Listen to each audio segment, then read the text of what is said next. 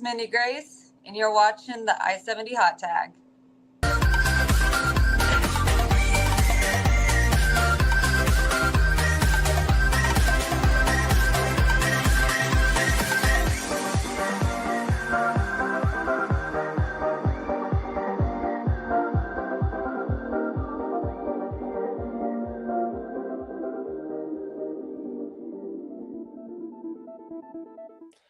This is Handsome Scott Hansen, charmed, I'm sure, and you are watching the I-70 Hot Tag.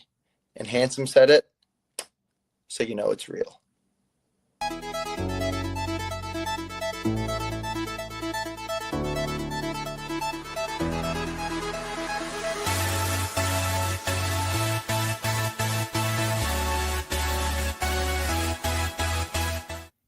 This is Nixie XS, and you're watching the I-70 Hot Tag.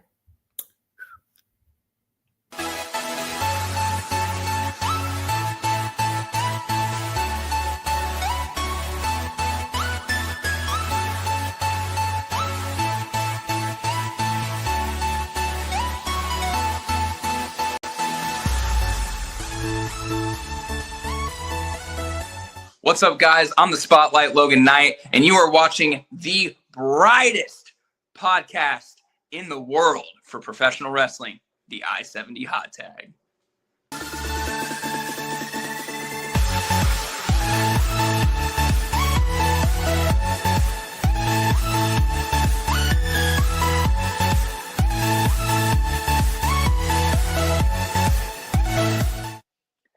Hey, this is Colton Theron Vaught, Must See TV, and you are watching the I-70 Hot Tag. Boom! Gosh, you love it.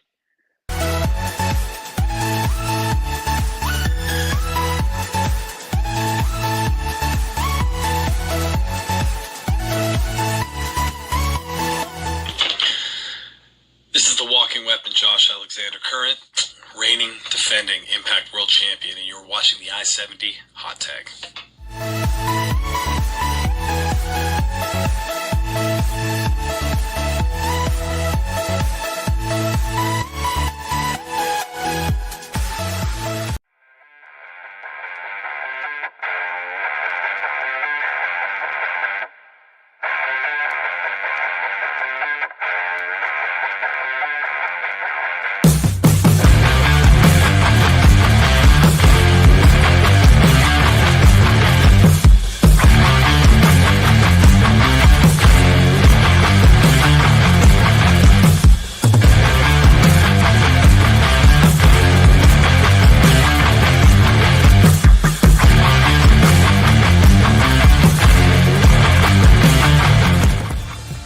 Hey, I'm Marcus Buff Bagwell, and you are watching the I-70 Hot Tag, baby. Check it out, and remember, no matter what, I'm buff, and I'm still the stuff.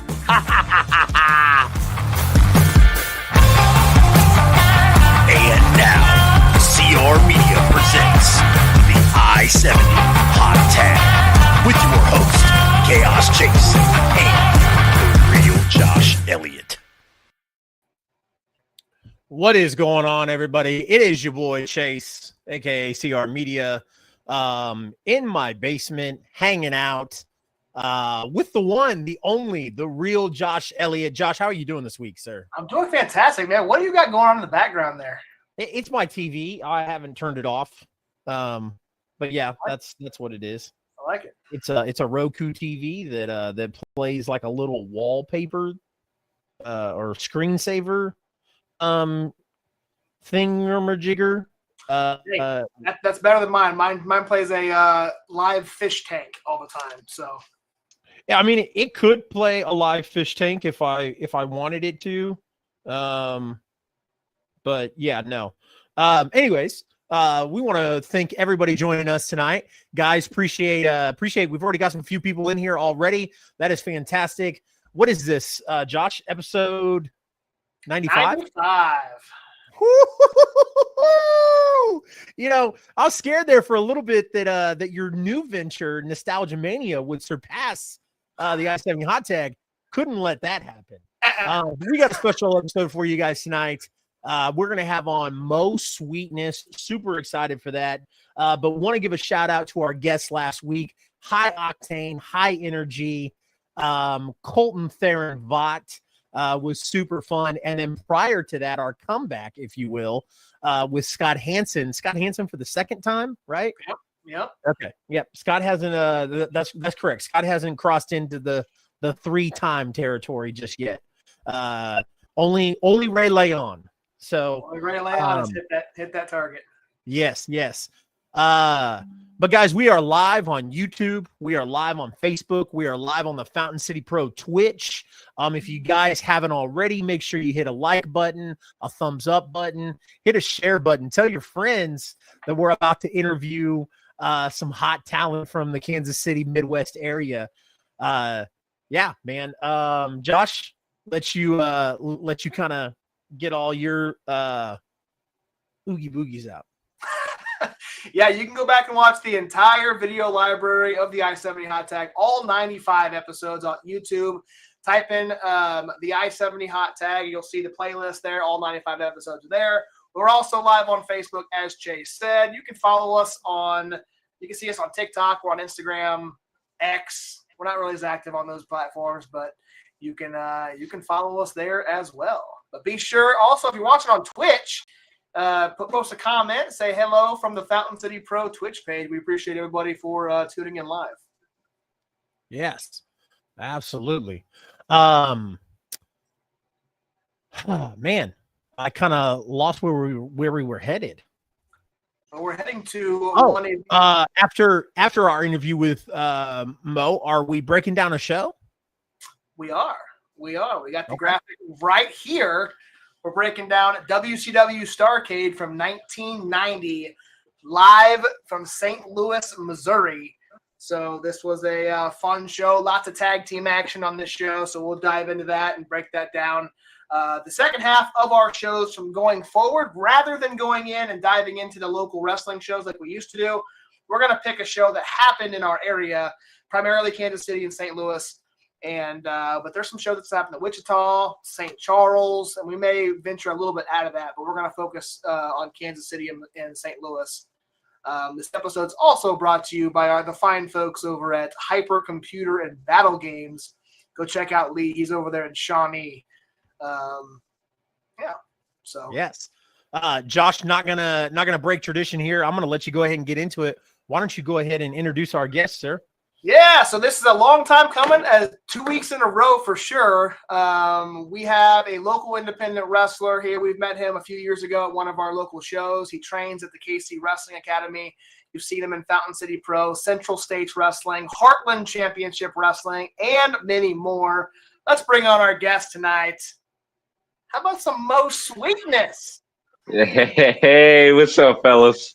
What's up, man? How you doing? Sir? I'm feeling pretty groovy, man. I'm feeling pretty groovy. Thanks for having me on.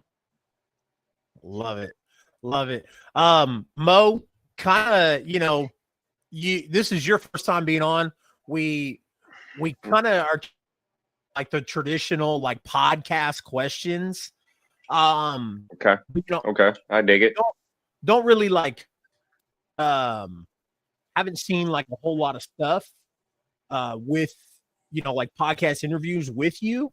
This is kind of my first one. Yeah. Okay. So I was going to say, I'll also admit that I haven't been, I haven't been watching a whole lot of podcasts as much as I used to, but me neither. It's a whole lot. I jumped in the time machine. I came up here, and next thing you know, it's like 2,000 podcasts. And I asked somebody, I'm like, what is a podcast? Yeah, man. Like, well, listen, man, yeah. Listen, you give some fat idiot a microphone and he'll make a podcast. So anybody can make a podcast now, man. Hey, man. That's right. So Mo, I want to start this out, man. Why don't you tell us and the people watching who is Mo Sweetness? Well, Mo Sweetness is he's a funkadelic, and he is the master of the groove. He's soul brother number one. He is the man amongst men.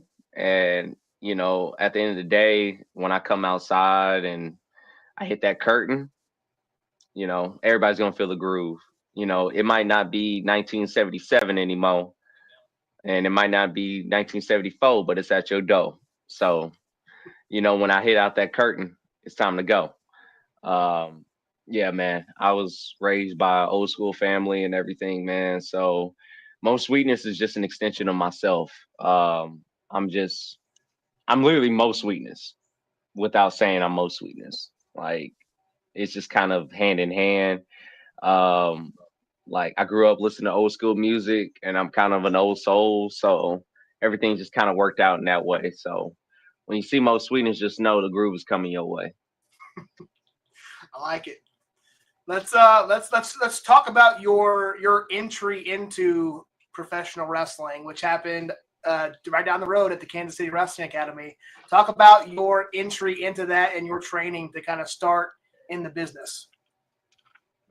Well, I'm trained by brilliant trainers, from Moonshine Mantel to Hoodie Howlett, Anaya Howlett, and Luke Langley, and even Dak Draper. Like, I've been trained by some absolutely amazing talent.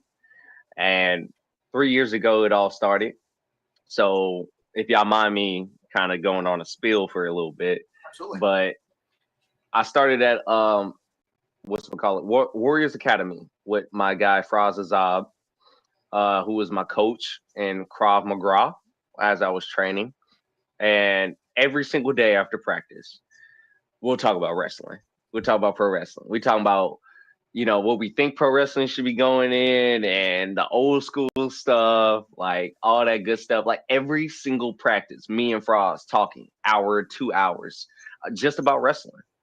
And eventually Frost was, after talking for so long, Frost was just like, hey, I think you need to hit up my guy Hoodie. My guy Hoodie runs a wrestling school, you know, like literally a few blocks away. And literally that's all he had to say. I emailed Hoodie that night, and Hoodie emailed me 2 hours later. Probably not even that, probably 45 minutes later, if we're being honest with each other. And ever since then, the wheels has been going. I tried out. I've been doing it ever since. So it's only been God for real that's gotten me into this position that I'm in now. So can you talk a little bit about the grind that goes into training to become a professional wrestler? Because that's something obviously Chase and I have never went through, but talk to some of the viewers that what it takes to actually go through something like that. Well, the thing about pro wrestling training that people don't understand is that nothing in this world, nothing that you do will prepare you for it.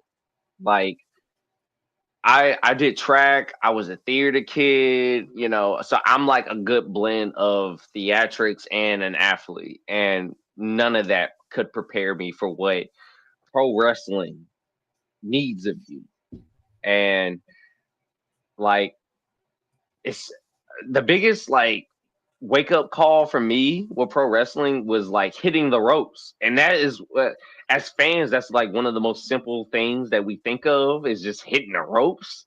You know, when we started pro wrestling training, I was excited to hit the ropes, but the first time I did it, I was like, this shit sucks. Like, this sucks. Like, it's worse than taking bumps. And, you know, even like the traveling and getting to know people and things like that, I can kind of be very like introverted sometimes. So, you know, pro wrestling taught me to be extroverted. You know what I mean? So pro wrestling, it's a lot of things that people, especially nowadays, that people don't understand before they get into it. But the thing is that you got to put in a lot of work for this shit to work. And pro wrestling is going to teach you who you are. Pro wrestling helped me out so much with teaching me who I am as a man, as a person, that I would have never understood if I just didn't go out there and do it. So it's a lot of work. It's going to be a lot of sweat, a lot of blood, a lot of tears. But at the end of the day, if you're willing to withstand through it, you're going to be rewarded. And luckily, it's been rewarding me ever since. So the bruises right underneath the arms, like right there, like right underneath the arms, right underneath the armpits. You're going to build callus in your back. Yeah. My back has never been stronger. I never knew my back could be this strong and this like resistant. But as much as my ladies will say, like, your back just looks so strong, and I'm like, I never thought about that like that. But as many times as you hit the ropes back and forth every single day, every single week, every single month, it builds up a callus, and you just stop thinking about it. And that's just pro wrestling. You just can't think about it. You just got to go. Yeah. Eventually, you ain't gonna think about it. The first time I took a bump, I was like, oh, this is not that bad. And then I hit the ropes, and I was like, I don't ever want to do that again. Hey, Brian J, 2026 will be the year of Mo and on. So thank you, brother. I appreciate that comment. Absolutely. Right there. We appreciate Brian J joining us tonight. Thank you, Brian J. But nah, the bumps ain't nothing. Like the bumps, I had 2 older brothers, 2 older sisters. So I got beat around a lot. I got beat around a whole lot before I even started training pro wrestling. It was hitting them ropes where it's like, I don't know what this is. I never felt anything like this, but bumps is like, I'm used to like getting knocked down and landing on my back and getting right back up. So that was nothing to me, but the small details in pro wrestling that people don't understand unless you in it, that's the shit that's really gonna, mean something. So yeah, the thing I want to talk to you about is, obviously, Josh and I are just kind of starting to get back into doing the I-70 hot tag. I want to take a ride in the Wayback Machine, man. Like, oh, okay, let's go. Let's go back. Yeah, you've been around, you know what I mean? Like, but obviously you weren't Mo Sweetness. And, just from a fan's perspective, like, I love the Mo Sweetness character. And I can thank you. Tell. Much appreciated. Absolutely, man. Like, I can just tell, like, when Josh and I would see you at the shows and you were being security or, just doing extra work, the person that we knew then and this dude now, they're totally 2 different people. It's 2 different people. Yep. It's like the character you want to be, this Mo Sweetness character, and you've taken it and you've ran with it, and I love it. Talk to us about that transition. Like, where did the Mo Sweetness character come from? When did you decide that, like, yo, I am Mo Sweetness? Cool. So basically the development, which starting from the beginning, you remember, Josh, when I came up to you, like at like my 2nd or 3rd CSW show, and I was like, y'all gotta have me on the podcast. I was like, y'all gonna have me on the podcast pretty soon. Yep. Like, it might not be tomorrow, it might not be next week or next month, but y'all gonna have me on. So that's kind of like, I love how that kind of all plays together and it all came ahead and everything. But to answer your question, Chase, basically, so when I first started, I kind of like came up with, I did come up with Mo the Dreamcatcher. The Dreamcatcher. The Dreamcatcher was like a thought and something that I believed in, but it's something that I could not dive myself into because that wasn't who I was as a person. Like, the Dreamcatcher is like a mystical, non-stop, like unstoppable being, like beyond human life. And that's not who I am. Mo Sweetness is something that I am. Mo Sweetness is somebody who I am. Like as I explained to y'all at the beginning of the show, like, I was raised old school. I'm an old soul. I listen to old school music. My parents, we say old school sayings like, don't eat me out of house and home, things like that we don't say anymore. Like, that's what I grew up on. So Mo Sweetness is not really a character. Mo Sweetness is exactly what its name is. It's an extension of Mo. It's an extension of me. So Mo Sweetness, the sweetness part is just an extra extension of who I am. And it's just me turned up to 25 or to 125. The idea basically came from me not wanting to just be like everybody else, basically. So as I'm mowed the dream catcher, I have my dreads, I have my trunks, my kick pads, everything, and I'm feeling the movement, but I'm not really feeling who I am out there. When I go out past the curtain, I'm not confident in who I am, and that's a major thing with pro wrestling. You got to, as soon as you hit that curtain, you got to be confident in who you are, because if you're not confident in who you are, the people are not going to be confident in who you are. So it was a heart-to-heart situation with myself, and a matter of like, I got to switch something up. So I cut my hair. I started thinking of new ideas, and I remember watching this classic that a lot of folks who's watching the pod right now is going to understand. It's a movie, and it's called Roll Bounce. And it was made in like 04, 05. And it has Bow Wow in it, and the dude played in Percy Jackson, Brandon T. Jackson in there, all that good stuff. And it was this guy in there. The main villain of that movie is called Sweetness. Like literally, his name is just called Sweetness. And he has the afro, he has the bell bottoms, he has the high collar shirts, and it's at a roller rink. And he's literally the man. He's the man. And I remember just sitting there watching that movie and being like, Sweetness. That'll be a good name, Sweetness. I was like, if there's any way I can figure out a name for that, Sweetness. And I was like, I said something before I said Mo Sweetness, but I remember just going, Mo Sweetness. Hey, Mo Sweetness, that works. That actually kind of works. So that's literally how it started. And ever since then, I hit the ground running on everything with Mo Sweetness, from my attire, from my look, to how I walked, how I talked, how I performed in the ring. Everything changed at that moment. Everything changed because I realized that Mo Sweetness wasn't something that I was portraying. It was literally just me. It was just me. So it was a long journey, 3 years of working and learning and just trying things and throwing things at the wall and just making sure it stick. Eventually, something stuck, and that's Mo Sweetness. And I'm rolling now, baby. I'm rolling. Yes.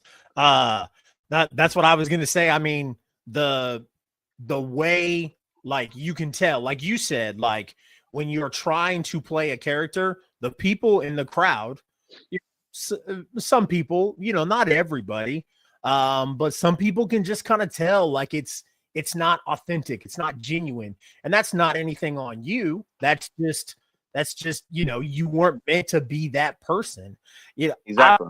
I always talk about, like, the money characters in wrestling, especially like independent wrestling. Like, you can't sell the crowd that you're a rich billionaire if you're wearing a get up from Dollar Tree and Party City. And then you leave the show in a Honda Accord. No disrespect to a Honda Accord. That was my first car. Yeah. But if you're a rich billionaire, I'm thinking you leaving it in a sport or something like that, But that also goes into playing of like wrestling today. You know what I mean? Like how wrestling is today and how smart fans are today and how attentive they are and how much they pay attention. Like, you can't just go to the ring and play a character and that's it. You got to go to merch with that character. You got to leave the arena with that character. You got to enter the ring with that character. And especially if you out in public with somebody that knows you, you gotta be that character. And at the end of the day, I don't want to play a character. I want to be me. So being Mo Sweetness is not a character. I'm playing me. And as attentive as people are, even if I'm in a chill state, people are just like, yeah, I believe that's Mo. That's Mo Sweetness right there. That's a groovy guy. That's a funky guy. And that guy gets down with the groove. So that's all I care about. But real quick, before we move on, Mo, I got to ask. Yep. Do you got a picture of Ron Swanson's head on your wall? Oh, not just Ron Swanson. I have the Ron Swanson Pyramid of Greatness, okay? Keep it straight. That's Ron awesome. Swanson Pyramid of Greatness, okay? Fish, meat, and straight cuts, all right? Do you have scissors at your house, son? Like, yes, Ron Swanson. Ron is the man. So is Ali and Tyson. And then my boys NWA back there. But that's just this whole room is filled with my icons. This whole room is filled with my icons. So we can have a whole podcast just about that if we really wanted to. But and then the Brooklyn Bridge, because I'm a Knicks fan. Everything about New York feels like home to me. So Brooklyn Bridge right there. Just let me know where I'm trying to get to. That's crazy. I love it, man. I was sitting there looking at it, and like as you kept moving, I was like, "Is that Ron Swanson?" Oh yeah. The pyramid of greatness. Only Ron Swanson knows where greatness really comes from. And if I'm taking anything about greatness, it's that guy right there. And then I have my favorite movie right here. I can't see it for real right now, but my favorite movie of all time, Pulp Fiction, right there. So I saw like the corner of it, and I was either gonna say American Gangster or Pulp Fiction would have been my second one, just because I recognize Blues Brothers. They wore black and white suits. They wore black and white suits. That's what I was thinking of. I was like, man, who wears a suit like that on the movie poster? So that Blues those Brothers. were my two choices. I didn't think about Blues Brothers. Oh man, everybody's in there. Aretha, James Brown, like all them folks up in there. So yeah, Blues Brothers is definitely a shit. But yeah, Pulp Fiction, best movie of all time, in my opinion. It's a good movie. Damn good movie. Let's you mentioned you're an old soul, right? You grew up in an old school background, right? Let's talk about that microphone you've got. We talked a little bit off air. You have your own podcast. Am I right? Yeah. Cinematic I have my Vineyard, own podcast. right? Cinematic Wait a Vineyard. second. I Yes, thought you sir. said this was your first podcast. This is my first podcast that I got invited to. but my first podcast episode, no. I've done plenty of podcast episodes. And that's why this is like a different feel for me, because like usually I have to control the format and help my guests get through the show and things like that. But now it's like I'm chilling, just talking. Like, so this is a whole different experience. But like podcast experience, no, like this is not my first podcast. Cinematic Vineyard is I started that before I started pro wrestling. I love talking about movies. I love drinking wine. So Cinematic Vineyard, there you go. I just talk about movies. Me and Josh talked about old school movies and stuff like that. And so I'm gonna probably be on your podcast, Josh, about talking movies. Because if it's anything else I love more than pro wrestling, the only things I love more than pro wrestling is my family, cats, wine, and movies. Like that's it. Like that's it. So nah, man. I'm a huge podcast guy. But after I started pro wrestling, I kind of just dropped out of it because editing is hard. Editing is really, really hard. Like I see why people hire people just to edit their videos, because dude, I'll spend I remember my last episode that I edited like 3 years, 2.5, 3 years ago. It took me like the whole night just to edit one video. Like, so I'm like, no, I'm not doing all this.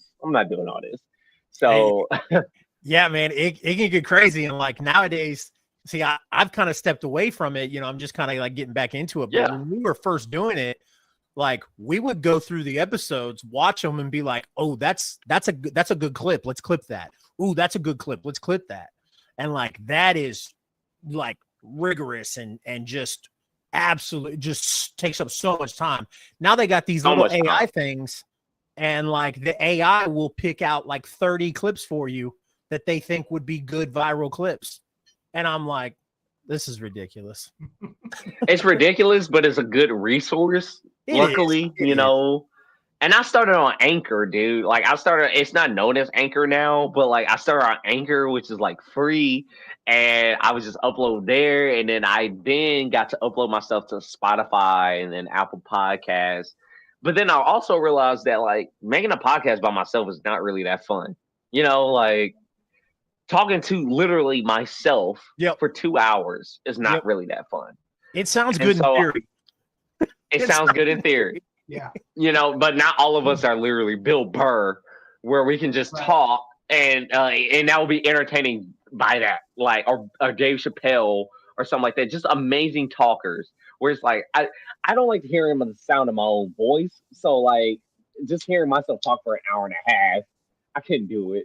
I have to have a guest or something like that. But that takes a lot of time, and then we're all adults too. Just like you were saying, Chase, like you was talking to your wife, and it was just like you can lose 30 minutes to an hour just talking to your wife and your girl, so it's just like it's time. Whatchamacallit, and being able to blend in with what we're trying to do. So I didn't, and then also my older sisters be like, you should do notes and things like that. And I'm a riffy guy, like I just like to riff. I don't like to do notes and all that different types of stuff. That's extra time, extra money, extra dedication that I wasn't willing to put in. But now that I'm moving and throttling now, man, and I've always been a movie head, like I might just start it back up again. You never know. I like it. Be a good time to do it. Hey, it's always a good time. It's always a good time. It's just a matter of if you're willing to put in the work. Yes. Yeah. So do you remember, I'm sure you do, but tell us the debut of Mo Sweetness, your first promotion and your first match as Mo Sweetness. Okay, so my first time that I have to kind of go through the Rolodex here. The first time I did the Most Sweetness gimmick was when I was at MSW. Shout out to Mid States Wrestling, my boy Jason Jones. The first time I ever did that gimmick was in Arkansas, and as much as confident as I was in the character, I didn't fully have it all together by then, of course, because it was the first match I ever did. And also it was in Arkansas, and to be completely frank, it's in Harrison, Arkansas, and I'm a black man in Harrison, Arkansas, a sundown town, and I'm trying to get over a 70s gimmick with country folk. I'm from Muskogee, Oklahoma. I'm around country folk, and it's just like I know how hard it is to get that type of stuff around for country folk, and it's just like it was a lot going through my head before I walked at that curtain. But just as I said before we started this, when you walk through that curtain, man, I kind of went blank, just like how my first match went. It was no different from my first match as Mo the Dreamcatcher, but I was more confident in who I was walking out that curtain. I didn't feel like I had to prove anything to anybody. I felt like I knew who I was. I didn't need anybody to figure it out for me. So once I actually got in the ring and I started doing things, it felt more natural. So I went against my boy Sebastian St. James. Again, another big shout out to Ozark Mountain Wrestling, RIP Warshaw. When I was down in Arkansas last year, I trained with Warshaw, I trained with Sebastian, I trained with Devin Lyles. I trained with those guys down there in Arkansas, Rogers, Arkansas. And Warshaw brought me in like he was family. And from there, I was able to figure things out, like not just from a technical level in the ring, but understand that there was things outside the moves and getting the crowd up that will help me. And that's what helped me figure out Most Sweetness. So I have to really give a lot of praise to not just Warshaw, RIP, to also Moonshine Mantel, to Ryan Howlett, Anaya Howlett, just helping me out in that process, because and without them, I wouldn't have figured that out. I wouldn't have figured that out. But that first time I went out there, man, it felt just so natural. And even though I knew there was little nitpicks that I could work on, I knew that I had something going on. So yeah, basically in a long answer, that's it. That's awesome. So let's kind of round things out here. Do you have any why don't you tell us some of the bookings and upcoming appearances that you have to close out 2025? Well, the end of 2025 is looking a little bleak right now, so it's all good though. We got some really major shows coming at the end of 2025. So we got December 13th, CSW. I will be going against Sebastian St. James once again. The first time I debuted the Most Sweetness character was against Sebastian St. James. So it's kind of coming all ahead right now. So me and him will be meeting once again at CSW. And at that time, I was kind of figuring things out. But now I have it all figured out. Not everything. I won't get all cocky with that, but I don't have everything figured out, but I'm a lot more comfortable in my skin. And Sebastian say, James, I will be seeing you on December 13th, and I will be putting the funk to your ass on December 13th. Other than that, December 27th, I will be in St. Joe, Missouri for Mid-States Wrestling. I don't know who I'm facing then, but it doesn't matter because they're going to get the funk, and you can't deny the funk. So those are my last 2 bookings for the rest of the year. Hoping to just kind of end the year kind of nice and slow with my family, and then bring the next year in real nice, because next year it's going to be on. It's going to be on. As I say, it's the year of expansion. 2026 is the year of Most Sweetness expansion. I'm not just going to be here. I'm going to be hitting Colorado. I'm going to be hitting the Carolinas. I'm going to be hitting Texas. I'm going to be all over the place. Minnesota. I'm gonna try to get my passport and go beyond borders. At the end of the day, 2026 is the year of expansion. That's gonna be my 4th year in the business, and I'm really going to shoot for the stars, aim for the moon on that one. So those are my only 2 bookings for the rest of the year. But next year we're gonna have a lot more to talk about for sure with booking wise. I love that shit, Mo. And I love how you ended it, how you ended that. Because Josh is trying to close out early, and I'm not done. So I was trying to throw Josh a bone, but Josh is a dog with no bones right now. So one of the things, kind of just talking to you about, getting comfortable with this character and kind of just showing you how much or how comfortable you are with this character. You and I actually had this conversation when you messaged me about Fountain City Pro. I have had we have people who buy 14 front row tickets, 12 to 14 front row tickets every single show we go to. Go ahead. I got something to say once you're done with that. I got something to say, but go ahead. As soon as like we announced that show, that October show, he said, somebody messaged me and was just like, hey, don't want to like step on your toes, booking or anything like that. However, can I just ask, will Most Sweetness be at the show in October? Because my wife really loves him and we think he's awesome. And I was like, yeah, this is our 2nd year, our 8th event.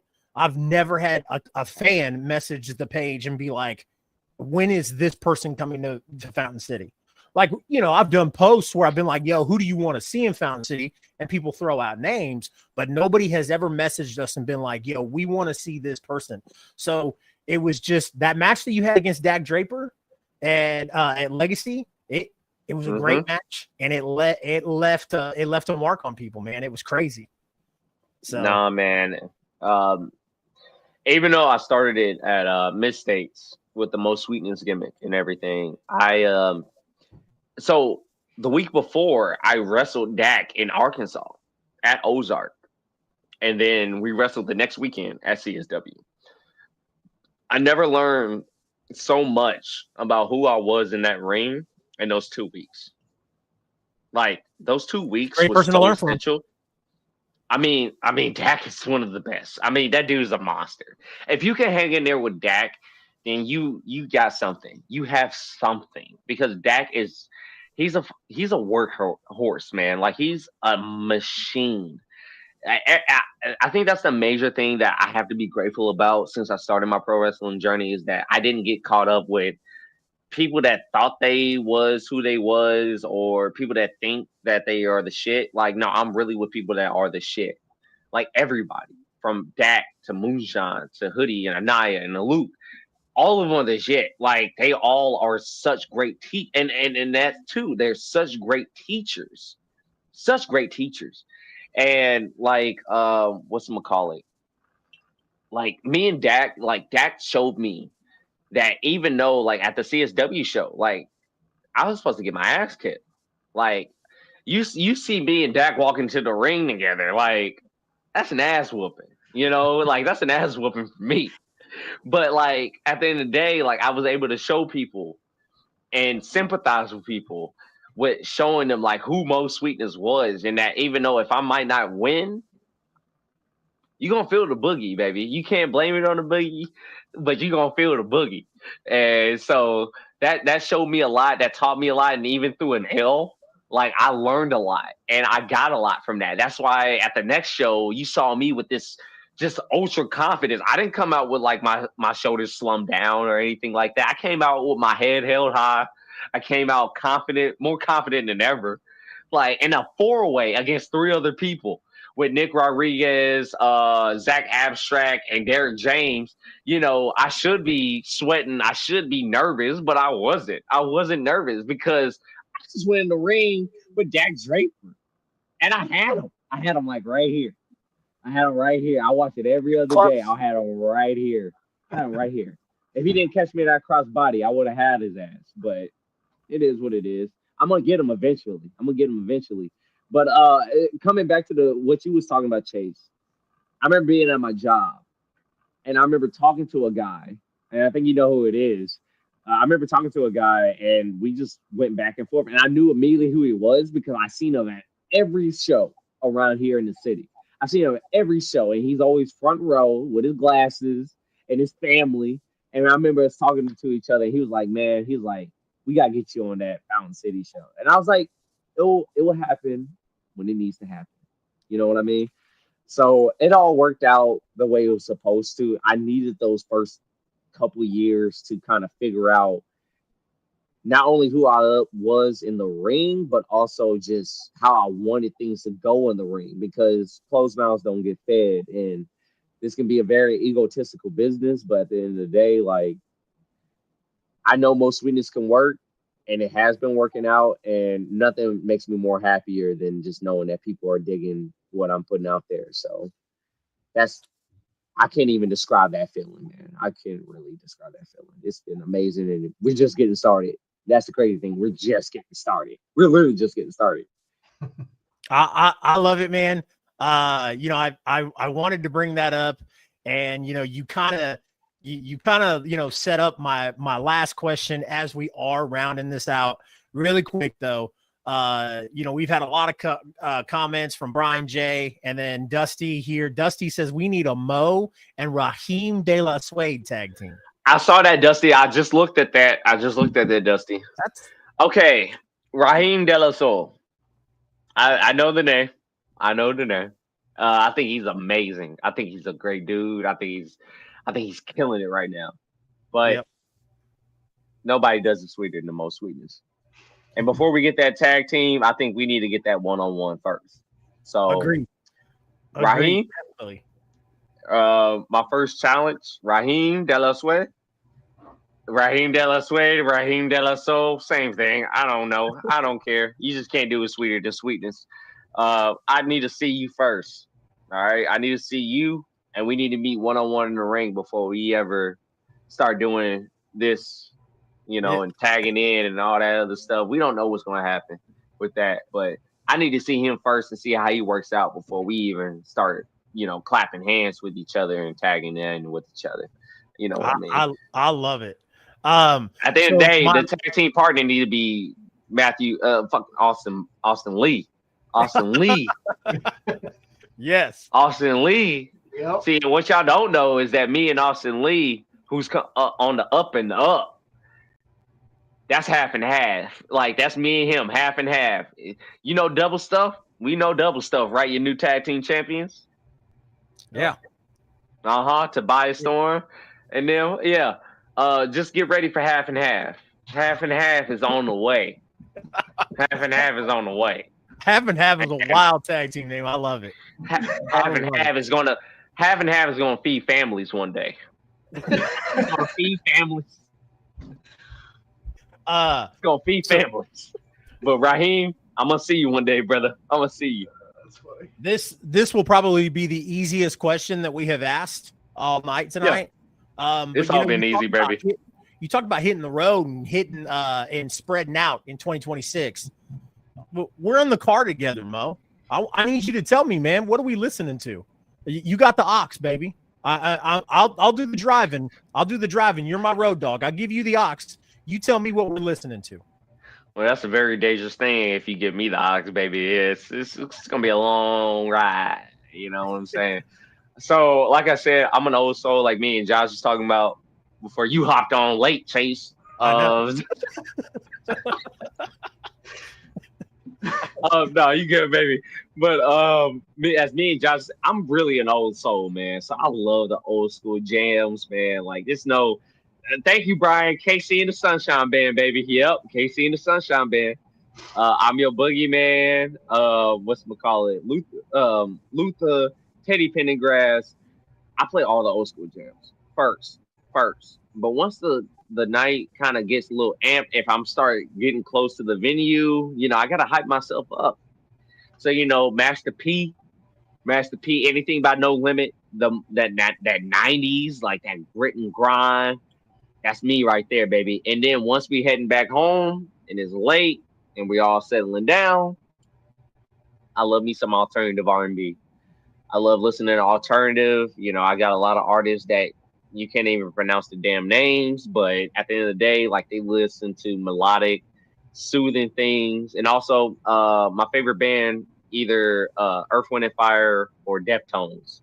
You see how like different that shit is? Like Earth, Wind and Fire, 70s like R&B band, and then like Deftones. But Deftones is melodic, so like Deftones is my favorite rock band of all time. I just saw them a month ago. Like they're the fucking best. So anything Deftones related, play it. Like I'm literally getting into like that new metal right now, but it's always going to be about the soul and funk, baby. So like anything from the 70s, play that shit. Play it. I don't care who it is. It can be Elton John. It can be anybody. Play it. If it's from the 70s, play it. I love it, man. I love it. Like I said, or I've said on the past couple of weeks, my playlist ranges from everything from classic to Elvis Presley, the Commodores, Diana Ross, Michael Jackson, OTEP, Commodores, Head, Slipknot, like Commodores is this shit. My playlist, if we're on a 3-hour car ride, my playlist is as bipolar as I am. So yeah, man, I'm very proud bipolar with my music taste. You know what I'm saying? So it can go from 70s to like literally where we are now with like hip hop. It can literally be like that, but at the same time, I'm an old soul dude. It's nothing's gonna be better than that old school shit. You know what I'm saying? Like, and I know how we talk about it now. We're like, oh, this old head this old head that. I get that point of view. But like when it comes to music, dude, when it comes to fucking music, excuse my language, nothing will be better from that 70s to 85 period. Like, dude, just banger after banger after banger. Like, just great music. Not just great music, music that will never die. Like, Earth, Wind & Fire, to me, would never die. They will never die, ever. Like, that music is, that shit lives within me. That will live beyond me. That will live through my generations, my kids and their kids. That music, dude, like, that builds the soul to a point where you can't describe it. That's no dig to our music that we get now, because I feel like we live in the age of the vibe. As crazy as it sounds, we live in the age of the vibe. So we don't really go for the words that they're saying. It goes for more like how this music makes us feel. And I feel like that's, back in the day, you can do that too. You can go off the vibe and you can just hear what they're saying. And it's just like, it hits you like right here. It hits you right here. So like, yeah, Earth, Wind & Fire, Rick James was the man, okay? Like, Rick James is the man. Let's not get it twisted. I listen to Mary Jane probably 3 times a week, at least. It's Super Freak, like everything Rick James ever made, Fire and Desire, Rick James was the man, okay? And it's a reason why there's a Michael Jackson biopic coming out next year. But at the same time, like, again, we live in a different time. Like, a lot of kids don't understand the level that Mike was at. Like, Mike was beyond a celebrity. Like, Mike was beyond human. Like, that man couldn't go out in public without getting his clothes snatched off of him. Like Michael Jackson has hits that will be hits in the next generation. Period. Yeah. So, Yeah. you know what I'm saying? Like that music is timeless to me. That time was timeless to me. Those people were timeless to me. And I feel like that's a groove that we need to get back on in this day and age. You know what I'm saying? So there's a Michael Jackson like Easter egg I would love to drop, but I can't drop it just yet. But what do you mean? What do you mean? Drop it. What do you mean? What I can tell you is that I am waiting for the 21st night of September to fall on a Friday or Saturday, and we're gonna have an event called Earth, Wind, and Fountain City.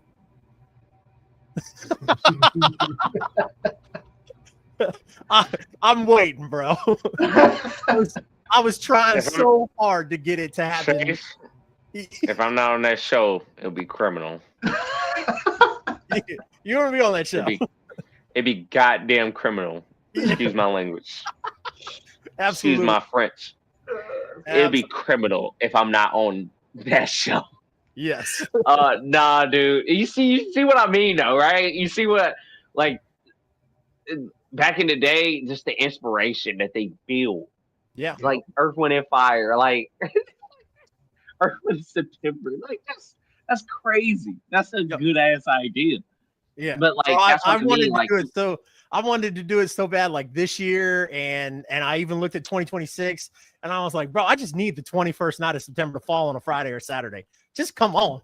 Please, I'm begging you. Can I get the person who handles the yearly calendars on the phone, please? No, you can't. No, you can't. It better be a cat calendar or a dog calendar.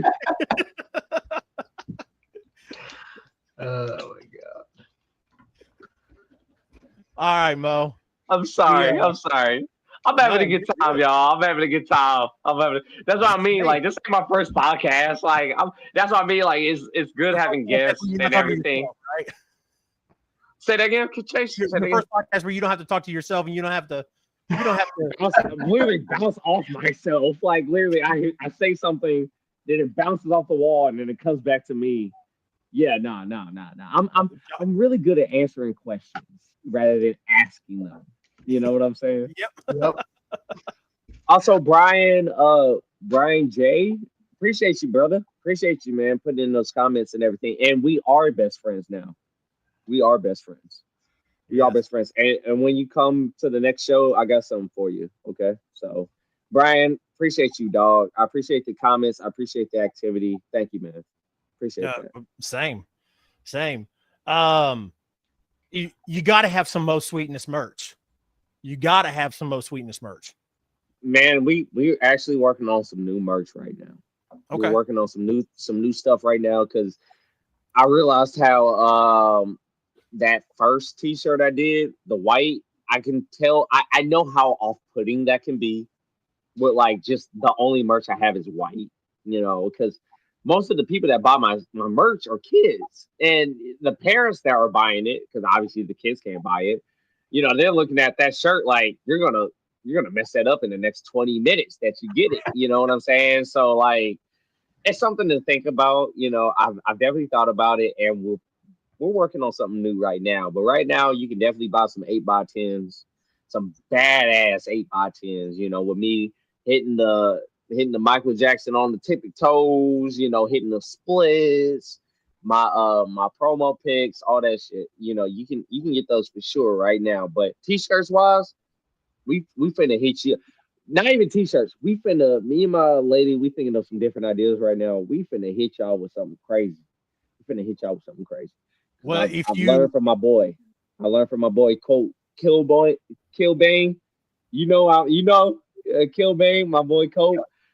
He taught me a lot about merch and everything. So we finna hit y'all with something crazy real quick. You said Cole?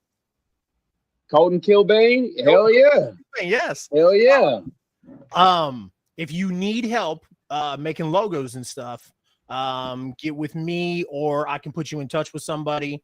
And especially my guy. He does like graphic art for a living. He can make you a logo, draw you as a cartoon character, whatever. We can figure something out.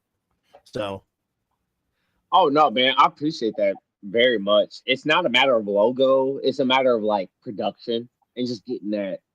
Because I remember like before I actually got my shirts, like it was a whole dealio type deal, and just the waiting and hoping that it will be here for show day. Like I don't want to deal with all that again. Like I want something to where like if I order it and I get it, like I'm gonna get it on the day that we obligated it and agreed on. So that's my whole deal. Because I have so many talented friends, man. Like thank God, like I have so many talented friends that help me out from logo to music and all that different type of stuff. Like I'm getting my own theme made right now. So like, you know, I've been blessed to have a lot of talented friends and a lot of talented people around me to help me out. My lady, my girlfriend, she made those bell bottoms. She did them in a week.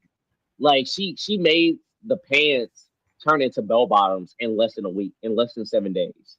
And I mean, I don't know what else to ask when it comes to like resources and things like that. I'm not used to that. So I'm very blessed and fortunate to have those resources. But no, man, I'm definitely gonna hit you up about that for sure. And I'm sorry, I'm so like enamored with this comment section.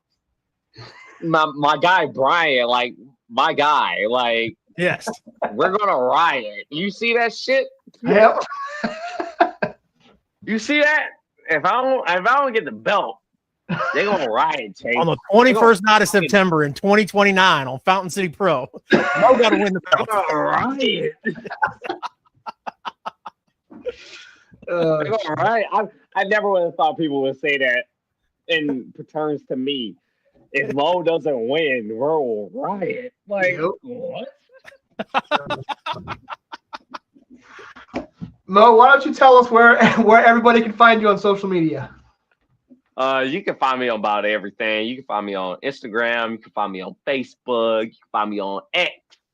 You can find me on. That's about it.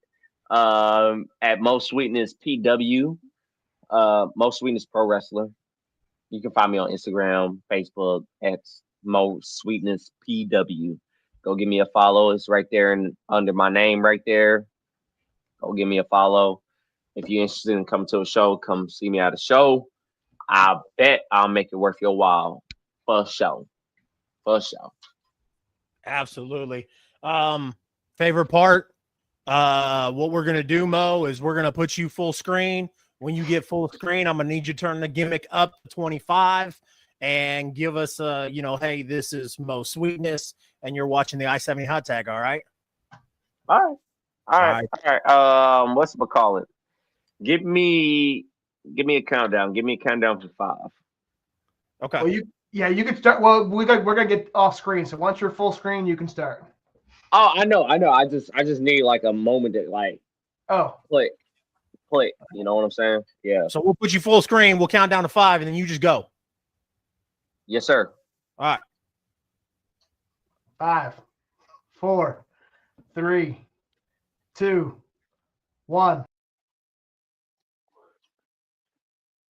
Hello. This is Mo Sweetness. And I am giving you some sweet talk because I'm the best who ever did it and you can't keep up with it. Now, you listen to the I-70 hot tag, and I just want you to know that Mo Sweetness is bringing the groove to Yorktown. He's bringing the groove to the Midwest. He's bringing the groove to the West, to the East, to the South, to the North. And just know that I got it all and waiting. And just come to a show and see. Because best believe me that this is all that it has to be. Mo Sweetness is in the building. And you better be there before he leaves the building. And I just know that I don't get paid by the minute. I get paid by the hourly. So let's go. Let's get it. That's it. That's all you get for free. That's all you get for free. That's all you get for free. I love it, man. I love it. You get That, for free. I that gotta might get paid for more. that might be the best exit we've had, man. Yeah. No, it's not. No, 100%. it's not. No, it's not. No, it's not. No, it's not. There's a hard case against it, my friend. Yeah. hard case against that. That might be the best. That's going on the social medias. That's going on the TikToks. Yep. Nice haircut, Josh. Nice haircut. Josh, did you You get got your Brian Roos Josh? Did you get a haircut? about a week or two ago. So I think you shaved the beard. Hey. I did trim the beard. I had a thick beard last time Brian saw me. So You're right. You All did have right. a thick beard, Paul. So you did have a thick beard before we saw you. Yeah. Hey, reminds me of Eddie Griffin. Thank you, brother. Undercover brother. That's where you're getting it from. Undercover brother. If you touch the fro, you gotta go. Undercover brother, Eddie Griffin, KC native. I don't know why people don't know that. Eddie Griffin is a KC native. Yes. Like he's from here, raised here, by here. Eddie Griffin is one of my biggest influences ever. Like I love Eddie Griffin to death. Undercover brother, you got it. You get it, brother. You get it. Second favorite movie of Eddie Griffin's. My first is Double Take. Ooh, okay. You know, I grew up with Meteor Man. Meteor Man is with Robert Townsend. Yeah, with Robert Townsend, and I grew up with that. But let me think. Eddie Griffin movies, because like Undercover Brother is obviously like number one, and I grew up watching Malcolm and Eddie. Malcolm and Eddie was based. It was shot in L.A., but the premise was here in KC. And the bar they owned in the show was Kelly's. Yep. So Eddie Griffin is like a major representation for Kansas City. Like major. That dude is like, I mean, like if it's not Pryor, Clinton, Bernie Mac, it's Eddie Griffin. And Eddie Murphy is Eddie Griffin. Yeah. Like Eddie Griffin is the man. Like that dude is the man. But let me think. You know, I grew up with another movie, and people are probably not going to agree with me, but like he shined a lot throughout this movie. It's called The New Guy. The New Guy with DJ Quills. Yep. And Eddie Griffin is so funny in that movie. I remember hella quotes from him in that movie. He has a lot of quotables in that movie. But the way Eddie Griffin was from Def Jam and how he just talks, he wasn't in a lot of movies that he should have been in. Like I see a lot of movies that I'm like, that should have been Eddie Griffin's part. Like Eddie Griffin would have killed that. He would have killed it. He kills everything he's in. Yeah, but like, you know, he's a free spirit and he talks how he wants to talk. So people are not going to give him the shot. But Eddie Griffin is the fucking man. That's one of my idols right there. Beyond my father. Eddie Griffin's the fucking man. Like KC native, like that's my guy. Like that's my guy right there. That's a heavy inspiration. When I very first saw the first, not first movie, but like as I was old enough, like my first like movie I saw him in was Double Take, and then like I watched Undercover Brother after that, and I couldn't like dethrone Double Take. Like I know every word of that movie. Like if we turn that movie on right now, I could quote every single word. It's a good time, dude. Double Take is a good time, bro. Like it's a good time. It's not my favorite movie. It's just like Freddie and Jason. Yep. You know, like Freddie and Jason's not my favorite movie, but it's hella entertaining. Like I will watch that movie every year. Every time I see somebody with some weird eyes, I'll always be like, "What is up with your eyes?"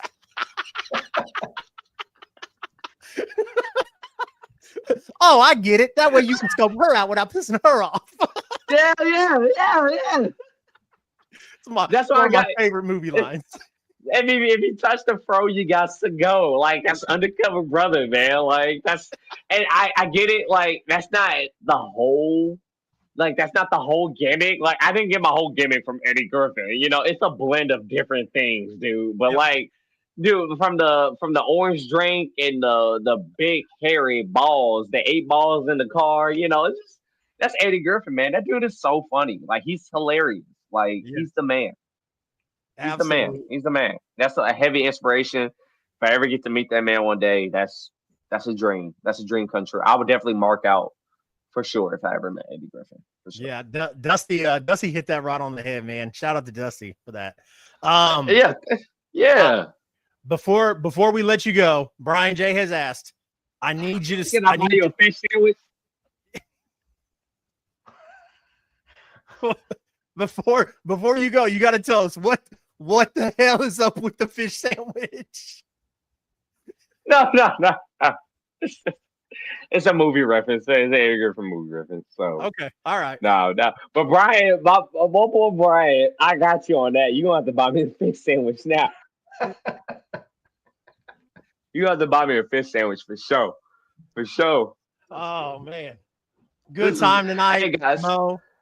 Hey guys, this has been really fun, man. Yeah, I've had an awesome time. I was looking forward to this like so much. I was looking forward to this because again, I haven't done my podcast in a minute, but I just genuinely enjoy doing this. Like I just enjoy talking, and especially if it's about wrestling. Hell yes, I'm finna talk. Like yes. So yes. I've had a good time. Thank you for having me on. Like before you say anything, before you do me, no offense with that normal outro that you usually give. Thank you guys. Thank you so much for having me on. I appreciate it, and I've had a lot of fun. And this ain't gonna be the first time, guys. This ain't gonna be the first time. This is definitely the beginning of something brewing. And I know me and Josh are gonna finna talk about movies pretty soon. Like whenever he's ready. I'm willing to talk movies with Josh any day. Any day. I just saw Predator Badlands like a couple of days ago, and that was one of the most satisfying movies I've seen in a while. Like satisfying. Like I felt good coming out of that movie. You know what I'm saying? And I haven't had that feeling in a long time, man, watching movies. So thank you, man. Thank you guys. This has been awesome. Hell yeah. It was a great time. Great time. Hell yeah. All right, sir. We appreciate you. Yes, sir. We'll talk to you later. All right. I dig it. Dig it. See you, suckers. Hey, buddy. Yes. All right. Yeah. The and this is what's crazy too, is like Josh and I wanted to come back and do this just because, as you guys know, like we do a lot with Fountain City. Spoiler. Yeah, sorry. And the business aspect of wrestling can kind of not drag you down, but it's a business. Like, it just gets I can't think of the word. I love it. Again, this is our second year doing it. I wouldn't change anything for the world. If I could do it every month, I would. All that stuff. But at the end of the day, like we're a couple of marks, man, who love this business and love giving people, love shining light on people like Mo, like Scott Hansen, like everybody that we've interviewed. So this feels good being back and doing this. And, also it helps us on our other venture as well. I'm going to leave it up to you, Josh. We always said, we would try to stick around like the 30 minute, mark on the interviews, but the interview was just going so well. Yeah, we went over. Yep. So do we want to push Starrcade 1990 to next week? Or do we want to go ahead and run it down real quick? We can run it down. I have a brief summary of what happened, and I think it'll be fine. We can still continue to do it. Cool. Let's do it then. So we're gonna run just like we have on the graphic, guys. We're gonna cover WCW Starrcade of 1990, which happened in St. Louis. Now, I do have a segment I wanted to and I was gonna have graphics for it. However, we got to get that situation fixed first. However, we are going to run through 3 matches. We used to do this on our wrestling episodes on Nostalgia Mania. We're doing it right here. So we're going back to December of 1990. We're going to cover Starrcade. However, what I want to do is a new segment to this is we're going to look at, as we go through here, who were the champions at the time in both major companies and what the card would look like if those champions would face off with each other and have a match against each other at this event. So we're going to look at the tag team champions, we're going to look at the mid-card champions, and then the heavyweight champions, and see what this card would look like before we jump into this. First things first, tag teams. What would this look like? The WCW tag team champions were the Steiner brothers. And if they went, I almost said one-on-one, they went up against the WWF tag team champions at the time in December of 1990 were the Rockers, Shawn Michaels and Marty Jannetty. Dude. Steiner brothers would have demolished those kids. Kids. Demolished those guys. Yeah. So that's that match. I agree with that as well. Now, this one's going to be a little different. This one, the United States champion on this card, we're going to talk about in a little bit, was the title change to Lex Luger, and he would have been taking on the Intercontinental champion, Mr. Perfect. You know, when I think about that, I always think of our friend Chuck from Wrestling Over Everything, and I always think of the story about his mom, and his mom, sexy Lexi, but I'm a big Kurt Hennig, Mr. Perfect fan. I got to go with Mr. Perfect. You guys, I think on Nostalgia Mania, you did SummerSlam. Was it 91 or 90? Where it was Brett versus Mr. Perfect for the Intercontinental title. Yeah. It was this past show we did Halloween Havoc, and it was the Intercontinental United States, which was Kurt Hennig versus Owen Hart. Those two never faced off one-on-one ever. Well, Brett versus Mr. Perfect at SummerSlam is one of my favorite matches. Mr. Perfect went to do a leg drop to the groin area of Brett. Brett grabbed his leg, hooked the sharpshooter, rolled him over. It was done. It's one of my favorite matches. SummerSlam, early 90s SummerSlams were just, they had great matches. Yeah, we didn't do that one. We did Brett and Bulldog at SummerSlam. I would have swore you did the one with well. Maybe you'll do it. Maybe you'll do it and I'll jump in on that episode. Hell yeah. There you go. Absolutely. And then the last one before we jump into this would have been Sting, the WCW champion, versus the Ultimate Warrior, WWF. The Blade Runners? Yeah, against each other here. Early 90s too. That would have been definitely a crazy match to see. Yeah. So fun times. We'll have graphics next week. To show up on the screen here. So let's jump into this. We'll be quick as Hey, did you not have graphics because somebody forgot to pay the camera? I didn't say that. You said that. I just now thought of it. I was like, Josh not being prepared? That's so weird. And then I was like, wait a second, dumbass. He told you earlier today that you needed to pay the subscription. So, no, we're going to run through this. This is 14 matches as quickly as possible. 10 of these 14 matches were tag team matches, which is insane to me. But we're going to jump in. This happened in St. Louis at the Kiel Auditorium, which is now known as the Stifle Theater. So the building's still it's a pretty cool look if you see the inside of the arena, and it still looks exactly the same today. I looked at a picture of it. Before we jump in, what is your thoughts on the commentary crew of Jim Ross and Paul E. Dangerously? It was obviously a different Paul Heyman and a different Jim Ross than what we got in 2001 with WWE, WWF. But man, like a young Jim Ross is not my cup of tea. Obviously I like the later years of Jim Ross. But Paulie's always been great on the stick, great on commentary. For those that know me, for anybody who knows me, knows I am a gigantic Greg Jovi mark. I love Greg Jovi. Greg Jovi can do it all. He can entertain you in the ring. And that's not his forte.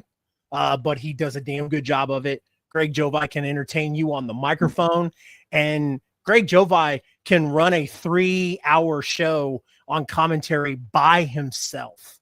I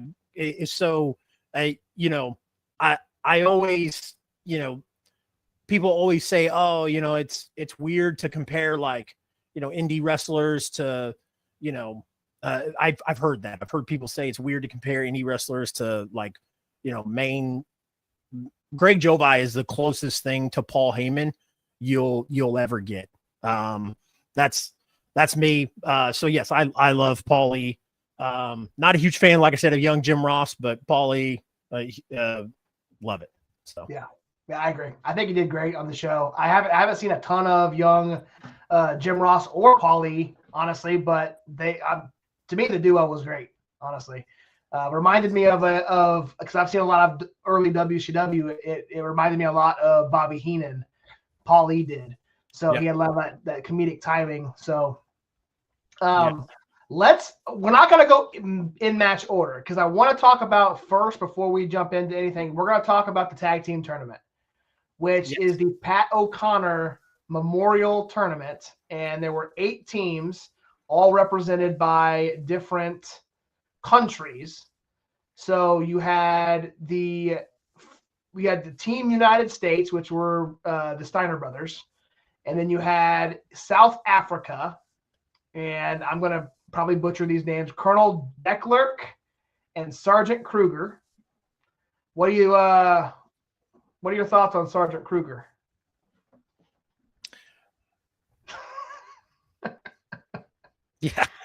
Yeah, man. I watched the match because it was a Steiner Brothers match. I dig it. Obviously, in 1990, I would have been 2 years old. Me watching this pay-per-view this past Sunday was the first time that I've watched it in full. But yeah, man. I'll tell you what's crazy, and we're gonna get to it. I apologize for jumping the gun. Rey Mysterio and a young Conan. That's what was crazy to me. Rey Mysterio Senior. Yeah, that was what was crazy to me is Rey Mysterio Senior. Just Rey Mysterio, no senior, but Rey Mysterio. And Conan. I thought that was cool, man. And I think I've mentioned it before. Many moons ago, not many moons, but maybe about 3 years ago. Actually, probably about 3 years ago. I think it was Vendetta. Where I was talking to Hoodie Howlett, and Hoodie Howlett was like, bro, you need to go back and watch early WCW tag team, like 92. This is 90, but still kind of that era. So this was a perfect kind of like prologue into that to watch that. So obviously in that match you had a huge USA chance, as you would having the entire night because it's a country-based tournament, right? Absolutely. So USA moves on. Steiner Brothers get the win. Quick match. Match 3, or I guess the second match of the tournament, Great Britain, which were Norman Smiley and Chris Adams, taking on Team Mexico, which is Rey Mysterio and Conan, a masked Conan, a jacked Conan. Dude was phenomenal, man. I forgot how good young Conan. I mean, really, Conan was great throughout his entire career, but he was just underutilized in WCW. Yeah, and like it's crazy to think that like how long Conan had been doing it. Norman Smiley being on Team England, you said? Team Great Britain. Team Great Britain. Interesting. So I looked it up. That's where he's from. Really? Yeah. I would never have guessed that. Me neither. I did the same thing. I immediately looked it up, and it's where he's from. So yes. All right. So the next match was Team New Zealand, which was Rip Morgan and Jacko Victory versus Team Japan, the Great Muta and Mr. Saito, or Saito. Obviously, the Great Muta is phenomenal. I mean, you haven't, but we've talked about him a couple times on Nostalgia Mania through the year, and Mr. Saito, big, menacing character in the ring. So I didn't know either of the two other guys, Rip Morgan or Jacko Victory from Team New Zealand. But all these tag matches were super short too. Like, I mean, rightfully so. There's 14 matches on the card, but none of them got more than 5 minutes. Yeah. The Conan and Mysterio one was 5 minutes and 29 seconds. My bad. 29 seconds over. Yep. Morgan and Victory versus Saito and Muta was 5 minutes and 41 seconds.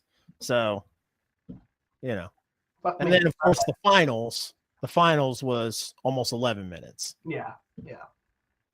But I get what you were saying. saying. Yeah. So far, they were all quick. Yeah. I was expecting a Team Canada. I was expecting to know the two wrestlers from Canada. Did not. Troy Montour and Danny Johnson was Team Canada, and then USSR. You had Victor and Salmon. I'm not going to try to pronounce the last names, but those two guys, man. This one had a botched finish. And this happens throughout the night. I don't know if the referees were jacked up or what was going on, but it felt like every pin was like they didn't mean to end the match the way they did. This one ended with it was a 1-2, and you think the guy is supposed to get his arm up, and the referee kind of slowly counts to 3 and said, "Well, you didn't get your shoulder up." Match over. And how long was this match? You have it? Which one? The USSR versus Canada. Oh, it was 3 minutes and 54 seconds. Yeah, it was one of the quicker ones. And like I said, it ended abruptly. So anyway, Team USSR moves on. We'll skip those matches. We'll go down to the semifinals. Team Mexico versus the Steiner Brothers, USA. So this is Conan and Rey Mysterio versus the Steiner Brothers. This was a good match. Yeah, and less than 3 minutes. Yeah. Which is crazy. Like, you go back and watch that match, and like you said, it was a good match. I mean, they told a good story in it. It's 2 minutes and 51 seconds. Yeah. There was a huge, it was quick, which I didn't even realize it was that quick, but there was a big bulldog from the top of Scott had him up on the shoulder, and Rick did a bulldog from the top rope off of Scott's shoulders. That was cool to see. And then the modified powerbomb to Rey Mysterio. That was it. All quick. Like, it was so fast paced that it seemed like it was a longer match. Yeah. So USSR versus Japan. This one felt like another quick match as well. Japan gets the win. Knocks off the two unknowns, and now we're set up for the championship, or the finals, which was the second to last match of the night, which set up USA versus Japan, which was number 1, number 2 seed in the tournament. And this was a fun one too, man. Anytime you see the Steiners and then you see the Great Muta. Yeah. I mean, like I said, 10 minutes, 52 seconds. It was a damn good match. Early 90s Steiners is probably my favorite Steiners. Yeah. Again, huge shout out to Hoodie Howlett for putting me onto that. And, I mean, like I said, I would go back and watch early 90s stuff all the time, but never really stopped and emphasized on like the tag team wrestling, So good stuff. Yeah. Rick Steiner was over like Rover. Dude, The crowd barked every time he got into the ring. Yes. So couple of things here. Did we want to, because there were some tag team matches that weren't in the tournament.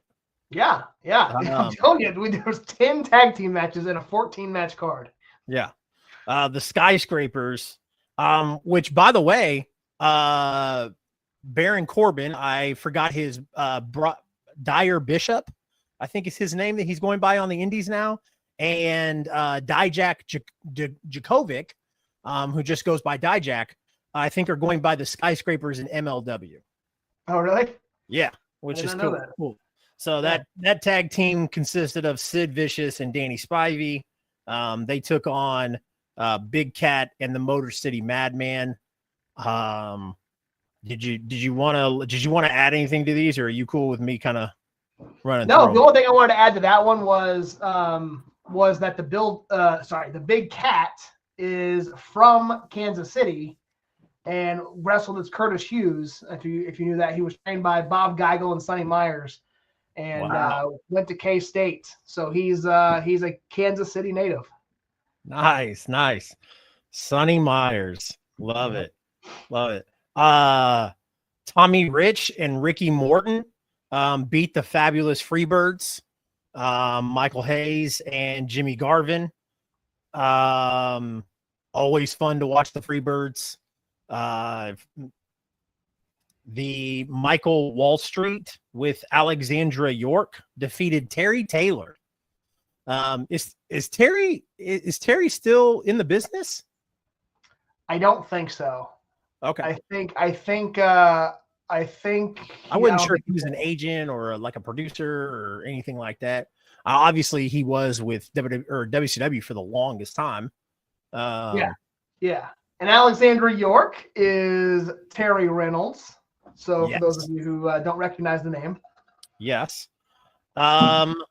Lex Luger defeated Stan Hansen, as we talked about, to become the United States Heavyweight champion, the NWA United States Heavyweight champion, in a Texas Lariat match. Yeah. The Lariat, the bionic elbow, is what Luger would later call it, making some adjustments to it, but yeah. The finish to this, I do want to touch on this one. The finish to this match, I absolutely loved. So Luger went around and touched all three corners, and as he's getting to that fourth one, Stan lets go of the rope, and he knocks out the referee while touching the corner, but the referee's knocked out. So then scuffle happens, a new referee comes in. Stan Hansen goes around and touches all four corners. Stan Hansen wins. The referee rings the bell. The original referee stands up. You think Stan Hansen won. The original referee stands up, waves it off, and I'm thinking the match is going to continue, but the ref says, no, I saw him touch that before I got knocked out, and completely reverses the decision, and Lex Luger ends up walking out with the title. Yes. So it was a pretty cool finish.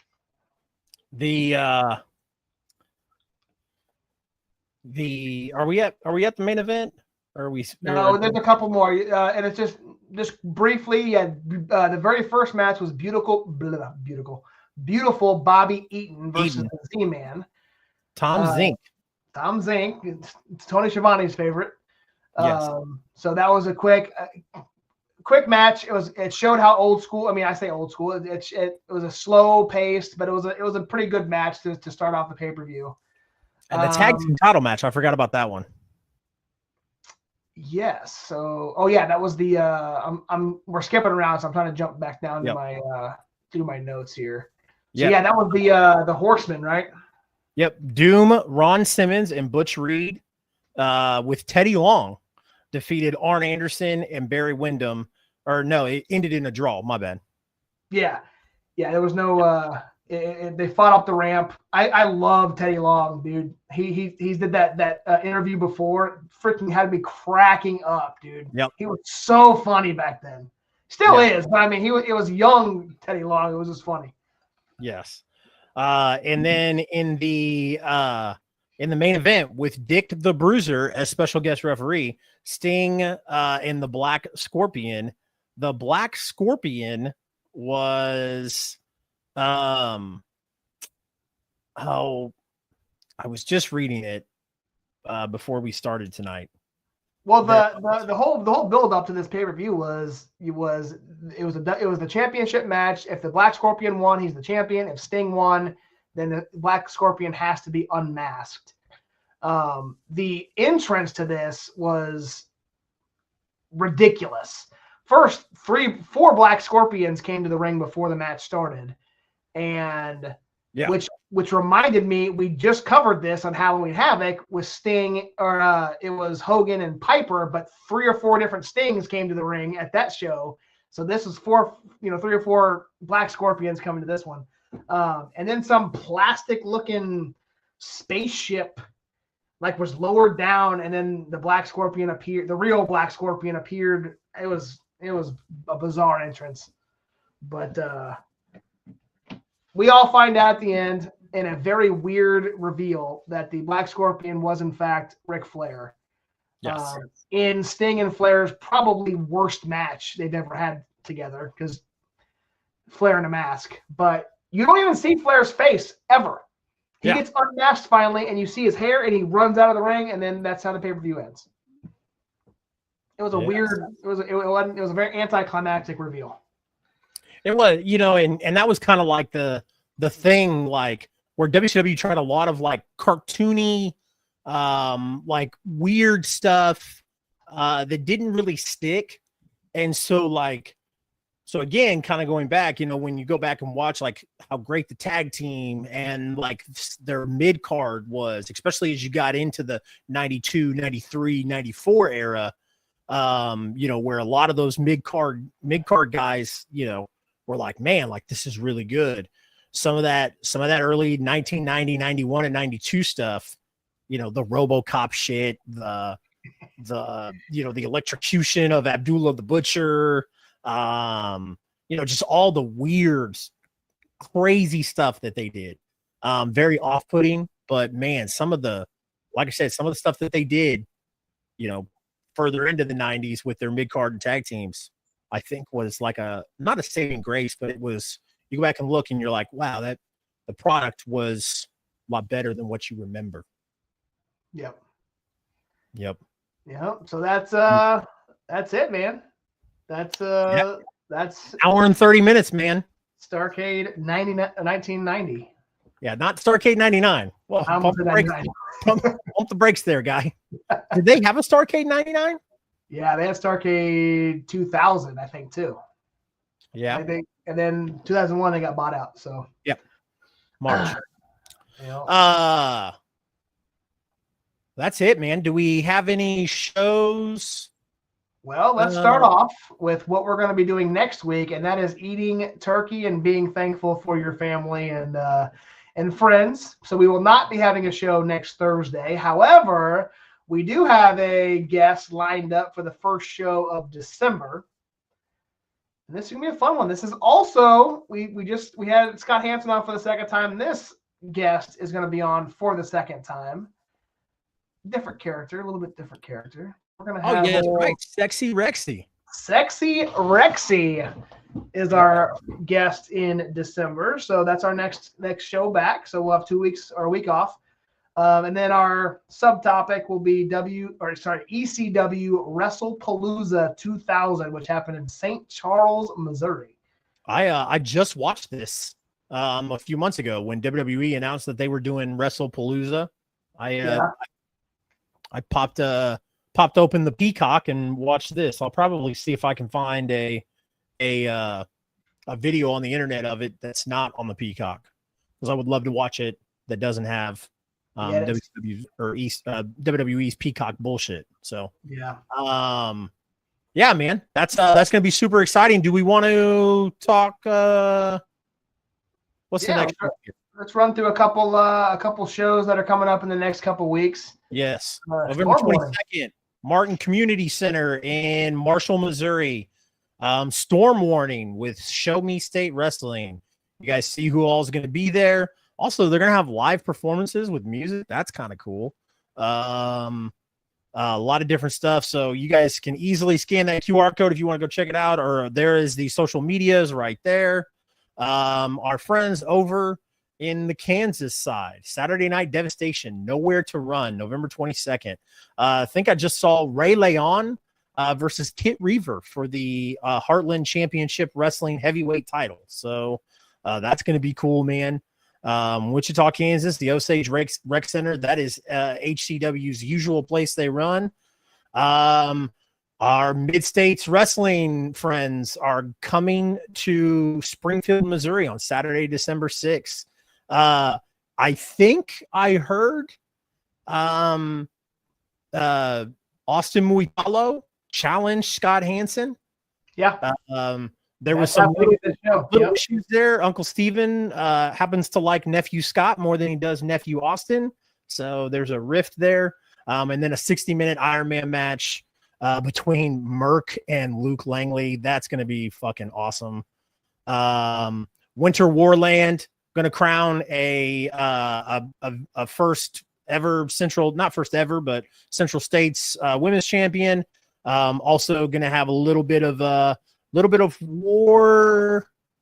Warland. I don't want to say War Games, but as you kind of see there, what are we doing here? World League Wrestling 2025 Christmas Bash Spectacular, free to attend on December 13th, hosting a food drive for the Bread for Life Food Pantry. Heck yes. Our friends over at Glory Pro, Lost in the Lou on 12/21 in St. Louis, Missouri. Make sure y'all go check that out. That's going to be super cool. Love this poster idea. This is probably one of my favorite posters of all time. That was a very dope idea. Love this. Yeah. So that's it, man. That's all we got. That's all we got. I appreciate the few of you that have stuck around to the very end. An hour and 36 minutes, going on an hour and 37. Oh my God. My feet hurt. I'm too fat to be standing this long in one place. Josh, you got anything for us before we exit out of here? I do not. Appreciate everybody for tuning in. Brian J, Brody Hall. Appreciate Brian Ruse, the rest of you all. We'll be back in 2 weeks, December 6th, with Sexy Rexy. Yes, absolutely. Enjoy your Thanksgiving, ladies and gentlemen. Be safe. Enjoy this time with family. Do not take it for granted. Definitely have a good time. We're going to be thinking about y'all. Hopefully you guys will be thinking about us, and we'll see you on December, whatever that date was. 4th or 6th, whatever the Thursday is. 4th or 6th. All right. Ladies and gentlemen, my name is Chase. This is my friend, my co-host, the real Josh Elliott. As always, the I-70 hot tag. Goodbye and good night, everyone.